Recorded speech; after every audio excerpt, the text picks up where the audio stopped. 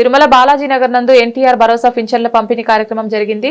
తిరుపతి జిల్లా పార్లమెంట్ అధ్యక్షురాలు doctor Panabaka Lakshmi, TDP state media coordinator Sridhar Varma అధికారులతో కలిసి వృద్ధులకు, వికలాంగులకు పెన్షన్ పంపిణీ చేశారు. వారు ఇంటింటికి వెళ్లి పెన్షన్లను అందజేశారు. తమ ఇంటికి వచ్చి పెన్షన్ అందజేసిన నేతలకు, అధికారులకు, లబ్ధిదారులకు కృతజ్ఞతలు తెలిపారు.